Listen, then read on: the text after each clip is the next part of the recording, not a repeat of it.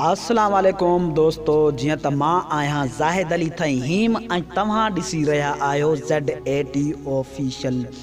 दोस्तों उम्मीद आहे त तव्हां दोस्त सभु ठीकु हूंदो। दोस्तों अॼु जी हिन वीडियो जो टॉपिक आहे सिंगर मुनवर मौलाई ते।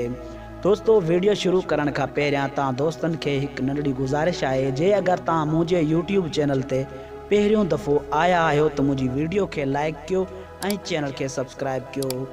दोस्तों सिंगर मुनवर मौलाई थोड़े ही वक्त में मशहूर थी वियो। आखिर कहिड़नि गाननि तां मशहूर थियो इहो मां तव्हांखे अॼु ॿुधाईंदुसि। दोस्तों सिंगर मुनवर मौलाई हिकु सॉन्ग आयो सिंगर मुनवर मौलाई जो यार खे परचाइणो आहे। दोस्तों उन सॉन्ग खां सिंगर मुनवर मौलाई जी हाक मची वई, पूरी सिंध में मशहूर थी वियो। दोस्तों मां तव्हांखे अॼु इहो ई बि ॿुधाईंदुसि त हिकु सॉन्ग मुनवर मौलाई रिकॉर्ड करायो जेको अञा ताईं न आयो आहे। उहो सॉन्ग SR प्रोडक्शन में रिकॉर्ड करायो हो, उहो अञा ताईं न आयो आहे। छा उहो उन्हनि खां डिलीट थी वियो आहे या वरी सड़ी वियो आहे?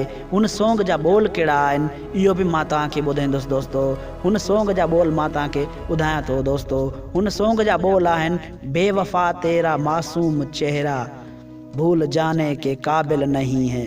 दोस्तों हुन सॉन्ग जा इहे ई बोल आहिनि जेको अञा ताईं न आयो आहे। मुंहिंजे ख़्याल सां त हीउ सॉन्ग सड़ी वियो आहे या वरी इन्हनि खां डिलीट थी वियो आहे, इन जे करे इहो सॉन्ग न आयो आहे।